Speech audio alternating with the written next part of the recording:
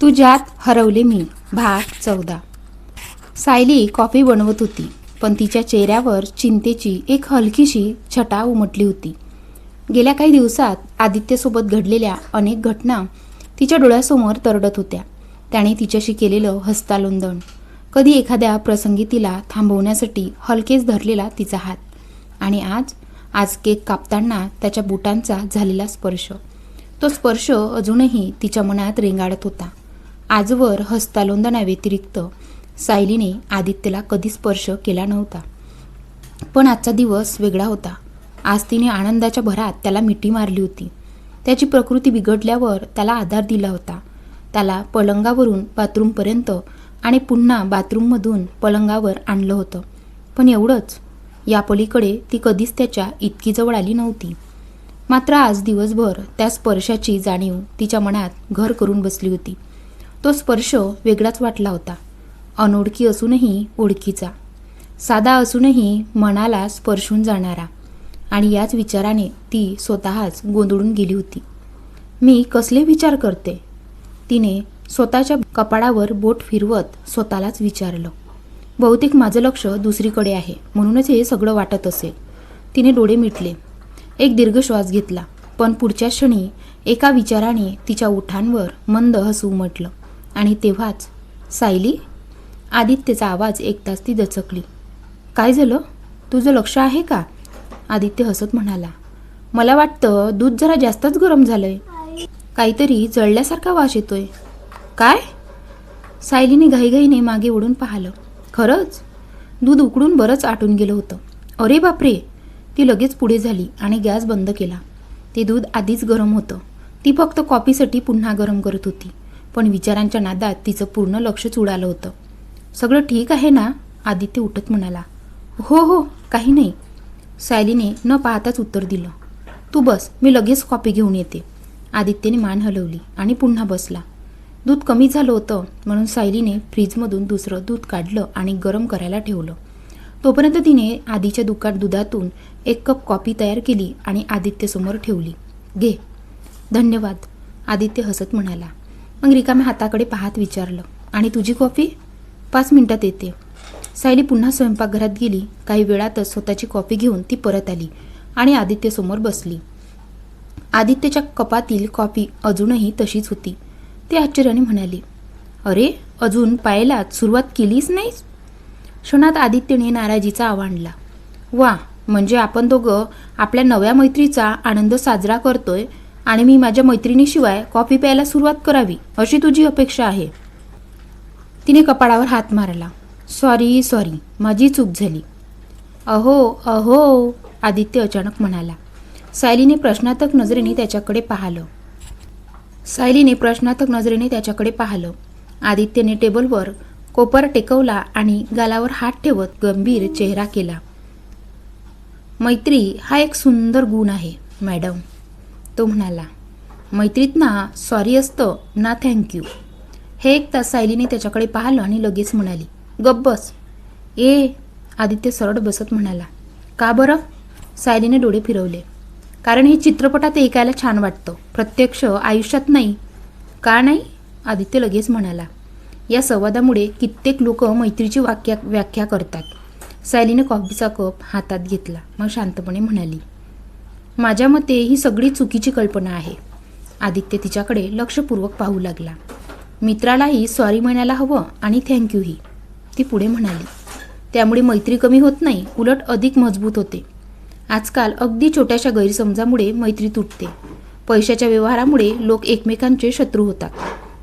अशावेळी सॉरी आणि थँक्यू हे 2 शब्द नातं टिकवून ठेवतात. ती बोलतच होती. मित्राने मदत केली तर त्याचे आभार मानायला काय हरकत आहे? त्याने मोठ्या मनाने आपल्यासाठी काहीतरी केलं असेल तर आपणही मोठ्या मनाने एक छोटासा थँक्यू देऊ शकतो. आणि आपल्याकडून चूक झाली असेल तर माफी मागण्यात कमीपणा कसला? मी माझं काम झाल्यावर धन्यवाद म्हणेन, माझ्याकडून चूक झाली तर माफी मागेन आणि माझ्या मित्रांकडूनही तीच अपेक्षा ठेवेन. माझ्या मते हीच खरी मैत्री आहे.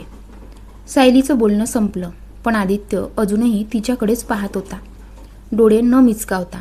एकटक. सायलीच्या लक्षात आलं. ती थोडी गोंधळली. काय? तिने विचारलं. पण आदित्यकडून काहीच उत्तर आलं नाही. सायलीने त्याच्यासमोर हात हलवला तरी तो तसाच तिच्याकडे पाहत राहिला आणि मग तो हलकसं हसला. तू अगदी एखाद्या तत्त्वज्ञासारखी बोलतेस. आदित्यच्या त्या वाक्यावर सायलीने भुवया उंचावल्या. काय? आदित्य हलकेच हसला. खरंच सांगतोय, मी आजवर कितीतरी वेळा मैत्रीत सॉरी नसतं, थँक्यू नसतं हे ऐकलं आहे. पण आज तू ज्या पद्धतीने त्याचा अर्थ समजावून सांगितलास ना, तसा विचार मी कधीच केला नव्हता. तो बोलत असताना त्याच्या चेहऱ्यावरचं कौतुक लपून राहत नव्हतं. खरंच सायली, तुझी विचार करण्याची पद्धत खूप वेगळी आहे. असं म्हणत त्याने कपाळाजवळ 4 बोटं नेली आणि एखाद्या सैनिकाप्रमाणे तिला सलाम केला. सायली नकळत हसली. तिने नकारार्थी मान हलवली. नाटकबाज. अगं खरंच, आदित्य हसत म्हणाला. मग मला आता तुला धन्यवाद म्हणायलाच हवेत. कशासाठी? सायलीने विचारलं. माझी काळजी घेतल्याबद्दल तर मी आधीच आभार मानले आहेत, तो पुढे म्हणाला. पण अजून एक गोष्टीसाठी धन्यवाद. सायली त्याच्याकडे पाहू लागली. माझी मैत्री स्वीकारल्याबद्दल? क्षणभर शांतता पसरली. मग सायलीच्या ओठांवर मंद हसू उमटलं. मी तुझी मैत्री कायमची स्वीकारली आहे असं कोणी सांगितलं तुला? क्षणात आदित्यचा चेहरा बदलला. काय? सायली हसू दाबत म्हणाली. अजून तू परीक्षेच्या कालावधीत आहेस. म्हणजे अंतिम निकाल लागलेला नाही. हे ऐकताच आदित्यचं तोंड उघडच राहिलं. सायलीला हसू आवरेना. ती मोठ्याने हसू लागली. सायली, आदित्य लाजल्यासारखा म्हणाला. त्याच क्षणी दोघेही हसू लागले. काही क्षणांनी सायलीने कॉफीचा कप उचलला. चल आता कॉफी पिऊया, नाहीतर थंड होईल. तिने डोळ्यांनीच त्याला कप उचलण्याचा इशारा केला.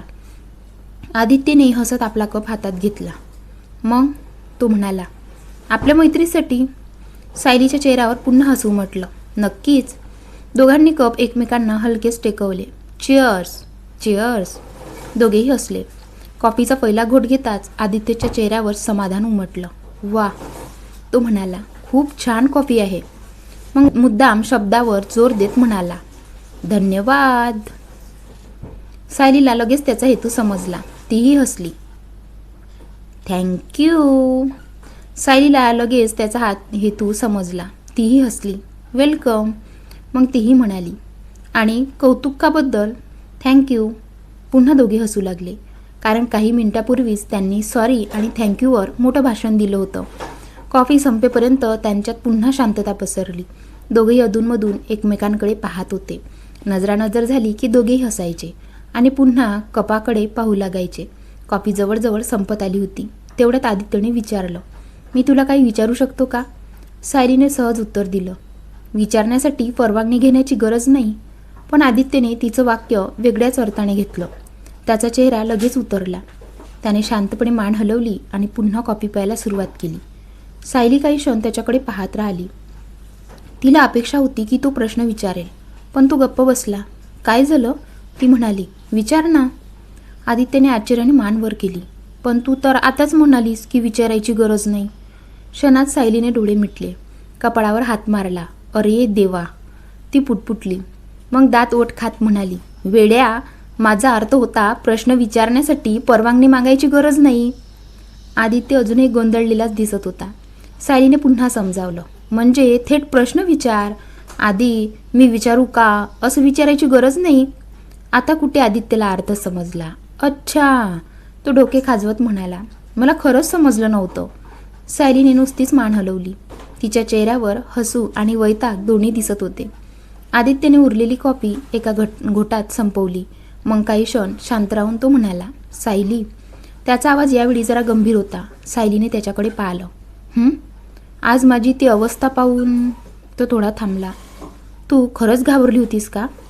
प्रश्न ऐकताच सायलीच्या चेहऱ्यावरील हसू मावळलं. तिने काही क्षण त्याच्याकडे पाहिलं आणि मग हळूच होकारार्थी मान हलवली. सायलीने हळूच होकारार्थी मान हलवली. हो, खूप घाबरले होते. तिचा आवाज शांत होता, पण त्यामागची भावना स्पष्ट जाणवत होती. अशा परिस्थितीत कोणालाही भीती वाटेल आदित्य, ती पुढे म्हणाली. तुझ्या अंगाला अक्षरशः तापाची भट्टी पेटली होती. मी तुझ्या कपाळावर हात ठेवला तेव्हा माझा विश्वासच बसत नव्हता. आदित्य तिचं बोलणं शांतपणे ऐकत होता. सायलीने कॉफीचा रिकामा कप टेबलवर ठेवला.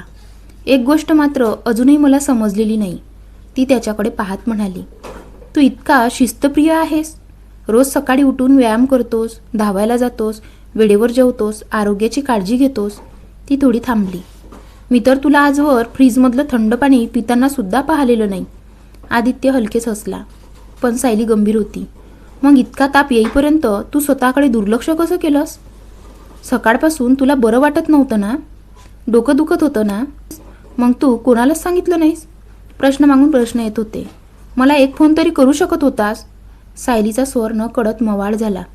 त्यावेळी आपल्यात फारसं बोलणं नव्हतं हे खरं आहे, पण म्हणून मी इतकी कठोर नव्हते की तू मला सायली आज मला बरं वाटत नाहीये असं सांगितलं असतंस आणि मी दुर्लक्ष केलं असतं.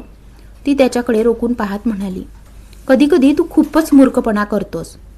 बस, आदित्य अचानक म्हणाला. त्याच्या आवाजात नाराजी होती. सायली थोडी दचकली. काय झालं?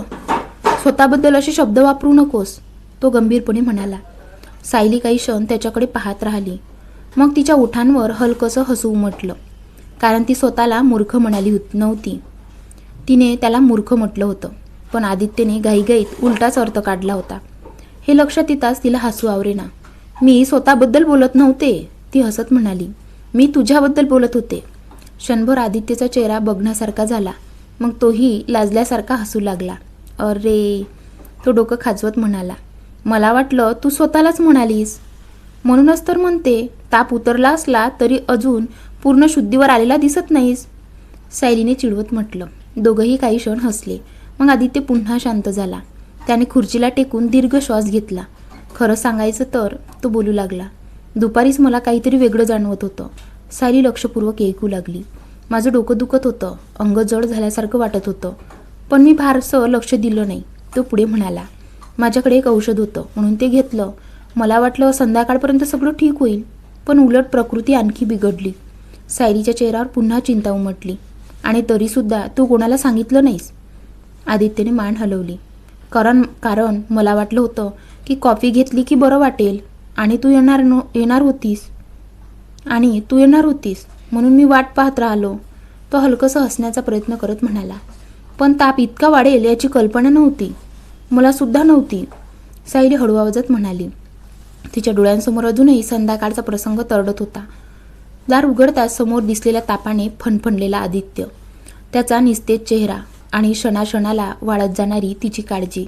पण आता सगळं ठीक आहे, ती स्वतःला सावरत म्हणाली. रिपोर्टसुद्धा चांगला येईल आणि 2 दिवसात तू पुन्हा पूर्वीसारखा होशील. आदित्य तिच्याकडे पाहत राहिला. त्याच्या नजरेत कृतज्ञता होती. खरंच, तो हळू आवाजात म्हणाला. धन्यवाद सायली. सायली काही बोलणार इतक्यात आदित्यने सहजपणे तिचा हात आपल्या हातात घेतला. क्षणभर वेळ थांबल्यासारखा वाटला. सायलीची नजर आपोआप त्याच्या हाताकडे गेली. तिच्या श्वासांची लय विस्कटली. ती काही क्षण त्या स्पर्शाकडेच पाहत राहिली आणि तिच्या मनात पुन्हा एकदा तोच अनामिक गोंधळ जागा झाला. सायलीची नजर त्यांच्या हातावर खिळून राहिली होती. आदित्यचा हात तिच्या हातावर हलकेच विसावला होता. तो स्पर्श अगदी साधा होता, निरागस होता, पण तरीही सायलीच्या मनात एक विचित्र अस्वस्थता निर्माण झाली. तिच्या मनात काहीतरी हलकं होतं, जणू एखादा प्रश्न पुन्हा पुन्हा तिच्या विचारांच्या दारावर टकटक करत होता. आदित्यने तिच्या नजरेचा मागोवा घेतला आणि तेव्हाच त्याच्या लक्षात आलं की सायली त्यांच्या हाताकडे पाहत आहे. क्षणभर तोही थबकला. मग त्याने सावकाश आपला हात मागे घेतला. सायलीने हळूहळू मान वर केली. तिचा चेहरा आता काहीसा गंभीर दिसत होता. सायली, आदित्यने काळजीने विचारलं. तू ठीक आहेस ना? सायलीने काहीतरी बोलण्यासाठी ओठ उघडले, पण शब्द बाहेरच आले नाहीत.